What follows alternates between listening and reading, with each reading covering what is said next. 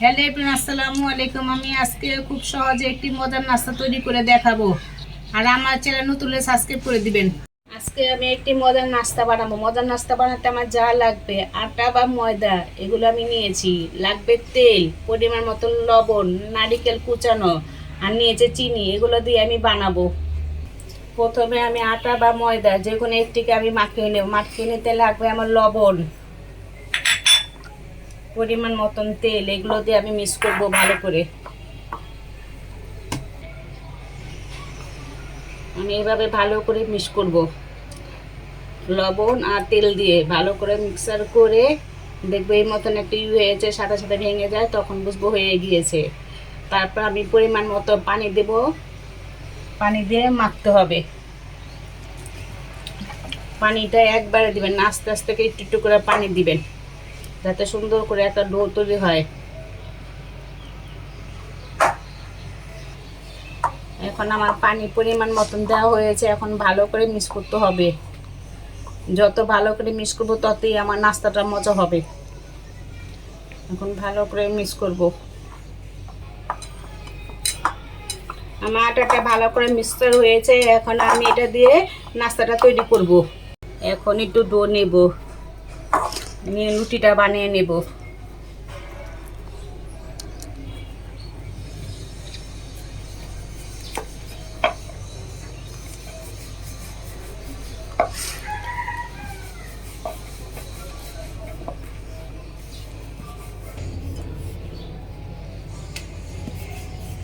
আমার একটু লুচি বানানো হয়েছে। এখন এর মতো একটা খাঁজ লাগবে। এইরকম খাঁজ দিয়ে আমি রুটিটাকে বসাবো।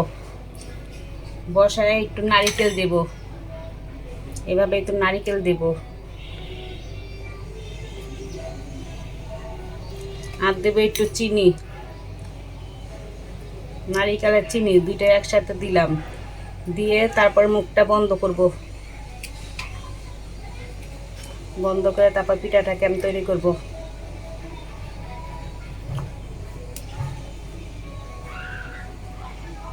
হয়ে গেছে আমার নাস্তাটা। এখন এটাকে আমি তেলে ভাজবো। এভাবে করে আমি সবগুলো বানিয়ে নেব।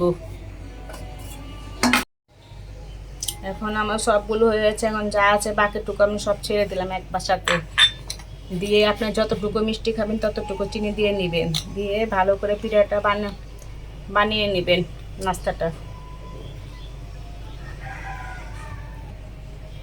এখন সবগুলো আমার হয়ে গেছে নাস্তা। এখন তেলেতে ভাজবো। এখন কড়াই গরম হয়েছে। এখন পরিমাণ মতন তেল ছেড়ে দিলাম। এটা দুবার তেলে ভাজতে হবে। তেল গরম হয়েছে। এখন একটু একটু করে ছেড়ে ভালো করে ভাজতে হবে।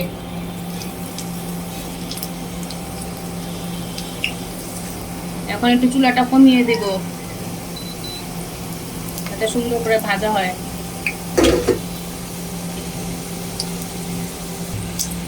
এক পাশে তো এখন নাস্তা ভাজা হয়েছে। এখন আরেক পাশ উল্টিয়ে দেব।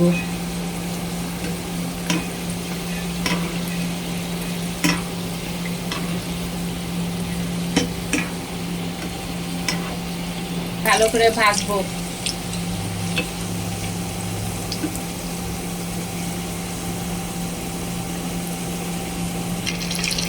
এখন আমার ভালো করে ভাজানো হয়েছে। এখন উঠা ফেলবো, ভালো করে তেল ঝরিয়ে নেব।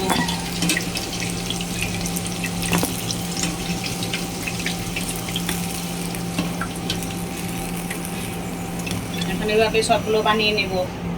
এখন বাকিটাও ভেজে নেব। এভাবে করে সব ভেজে ভাজবো। সবগুলো নাস্তা আমার তৈরি হয়েছে। এখন পরিবেশন করব। খুব সহজে একটি মজার নাস্তা আমি তৈরি করলাম। চাইলে এভাবে রান্না করে খেতে পারবেন। ভিডিওটা ভালো লাইক কমেন্ট শেয়ার, এমন নতুন হলে সাবস্ক্রাইব করে দিন। আল্লাহ হাফেজ।